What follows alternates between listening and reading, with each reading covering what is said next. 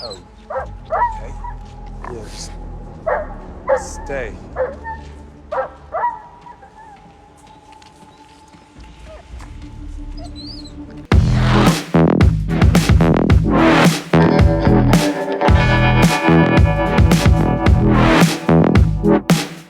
Welcome, everybody. You are getting Lost in Plot, the show where we focus on story first, but not exclusively, across the mediums of film, television, video games, really anything with a story. I'm Wade, that's my brother Jake, and today we have for you, Why? The Last Man. Let's go get lost in plot now on the pilot episode for the new FX series, Why the Last Man. Spoilers ahead just for this first episode. Just the pilot. Just the pilot, nothing else, because the pilot's the only thing out right now. Let's do it. Let's jump in. So we got a drama based on DC Comics' acclaimed series by Brian Vaughan and Pia Guerra. Why the Last Man traverses a post-apocalyptic world in which a cataclysmic event decimates every mammal with a Y chromosome, but for one cisgender man and his pet monkey. That's right. The series follows the survivors in this new world as they struggle with their efforts to restore what was lost and the opportunity to build something better. Think of that synopsis. Yeah, so now that those awful men are bleeding out of their orifices, humanity is one step closer to utopia. The pilot introduces us to Yorick, an amateur escape artist struggling to launch his magic career. His mom is a congresswoman who just went to the press to call the president a misogynist, and his sister is an EMT who murders the man she's sleeping with when she finds out he won't leave his wife and kid. I don't want to be unfair, since this is only the pilot, but the men in this episode are all written to be scum. The president is a misogynist, gun-loving conservative, supposedly supported by the KKK. The murdered EMT claims to have left his wife and unwanted child, only to be caught in a lie before he's murdered for being a slimy f***ing coward. Yeah. The congresswoman, attempting to reconcile with her husband after he had an affair, is crushed to discover he's got the lawyer on speed dial to divorce her ass.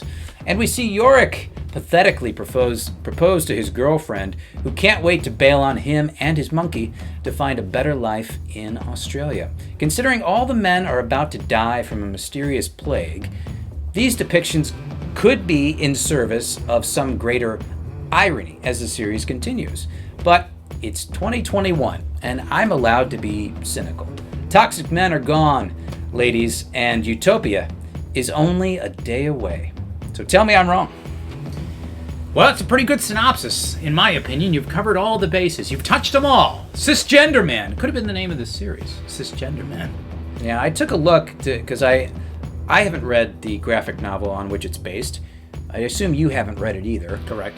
Because I wanted to know, are these really the characters that were in that original graphic novel? And some of them are. Yorick, obviously. His sister Hero, the EMT. They mention a mother who is a congresswoman, and they mention Agent 355 or 305. A number of some kind. Yeah, something or other who blows up the... Homegrown extremists. I couldn't have said it better. I'm not going to try. Now we know the plot. Let's find out who wrote this. That's right. Now, say my name.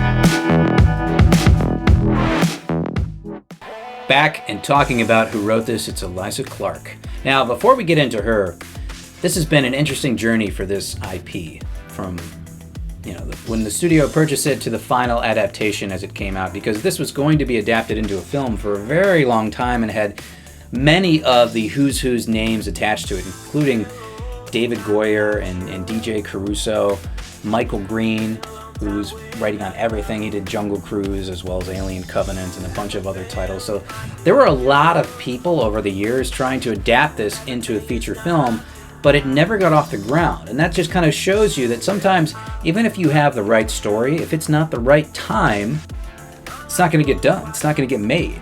Now they think it's the right time. I wonder why.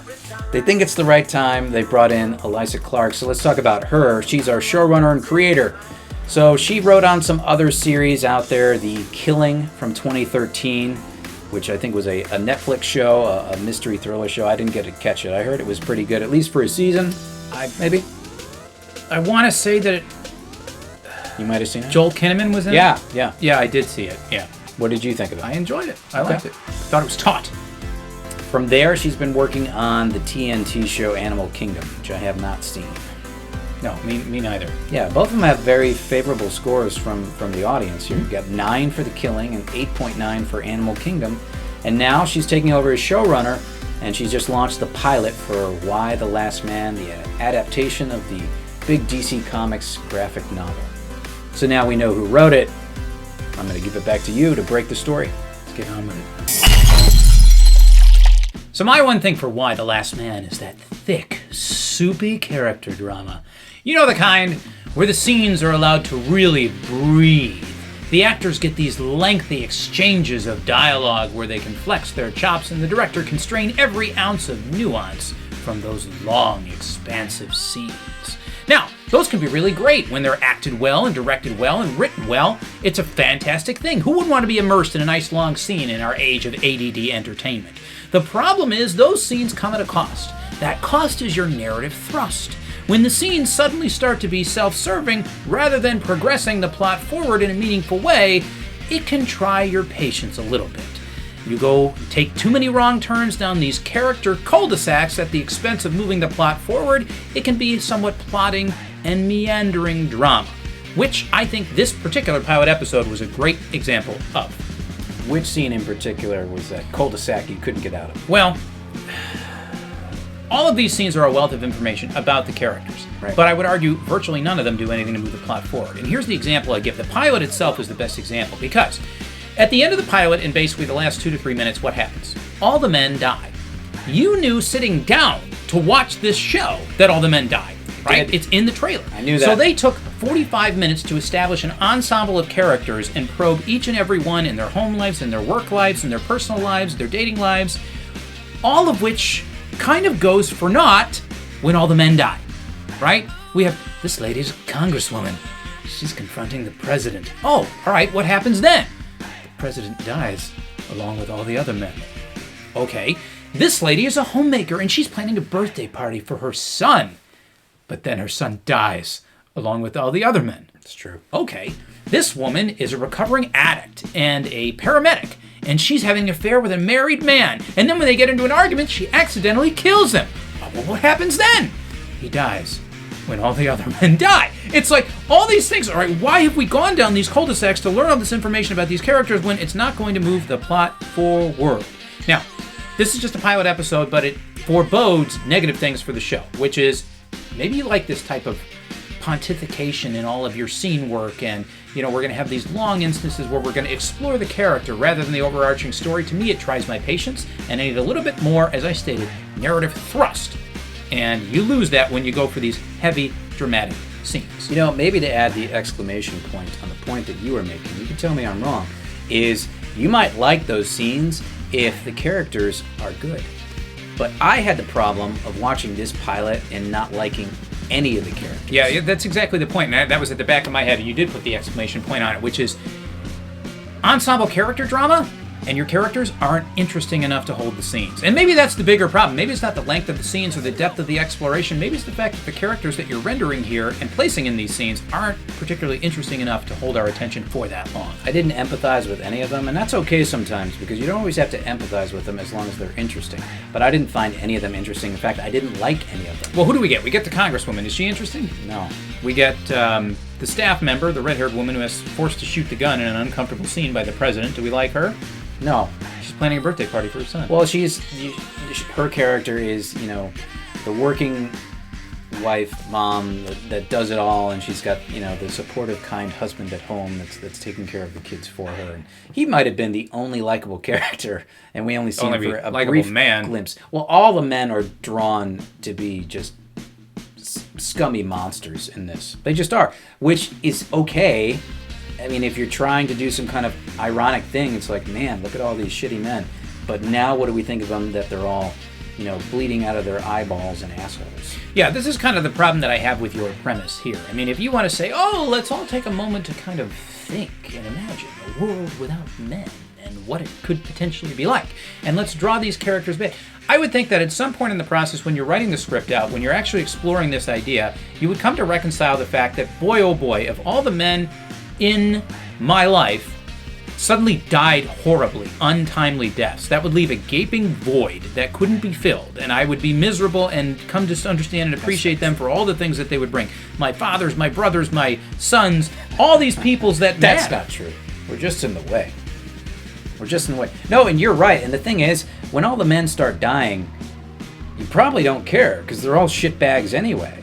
The only thing that kind of brings home the tragedy of it is right at the end they tack on this moment where a mother's walking around carrying her dead son. Of course, right? Yeah, that's probably happening too. And she's wailing about, my son, somebody help me. Her son is dead in her arms, and that is horrific and tragic. Were it not for that, we'd probably watch all the men in the world die and just be like, Well, there was another child they sitting... had it coming. Do you remember there was another child sitting passenger seat in a car with presumably the father slumped over with his head on the steering wheel, face first into the steering wheel. and the child is just staring vacantly out the window. That's true. So all of this is to say that, I don't know, I mean, come on, you have to kind of reconcile the fact that this would be a great and terrible tragedy to all these people die. Maybe you don't like the idea of a man or a man's world, and I can understand that. But I mean, is this really where we're headed with this? Where do things go now? Because I feel like in this pilot, you basically gave me an extended trailer. You didn't even get into the story Whose that story you wanted do you to tell. think this is? Well, I think it's an ensemble. I don't think it's any one person's Because story. the graphic novel, it is very much, from what I understand, Yorick's story. I do He is not the get last that man. sense. I do not get that You sense. do not at all get that it's that gonna sense be here. this guy's You almost story. get that it's Diane Lane's story. She's the biggest name billing. and she commands the screen better than any of the other ones. Like Yorick is a penis. Like this guy he's a loser. Yeah. He practices magic in the basement and he goes around with a pet monkey. Like he's a tool. And That's the only reason guy? we're supposed to like the Congresswoman is her agenda is to root out domestic extremism. I mean, I suppose. And it could be a problem. We'll just jump to Dead or Alive and get to the rest of this. What do you think? Why not? Dead or Alive! We know the men are dead.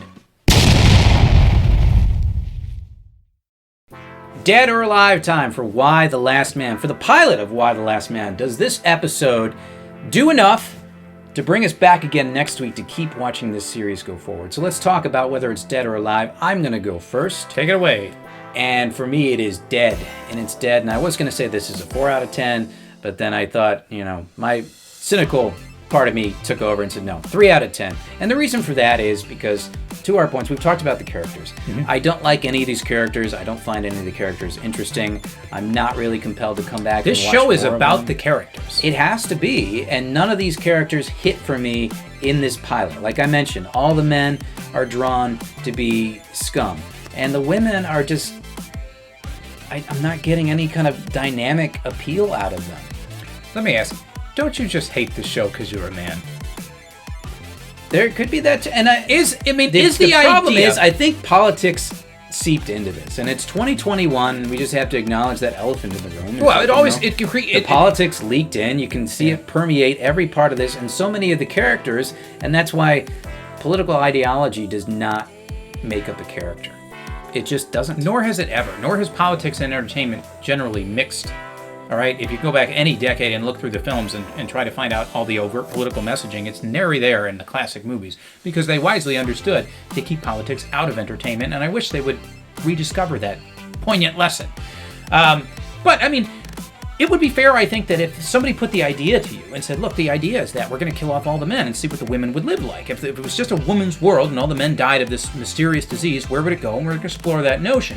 Is that idea or that premise so off-putting to you that No. was something you couldn't get past? No, and we talked about that when we watched the trailer, and both of us enjoyed the trailer.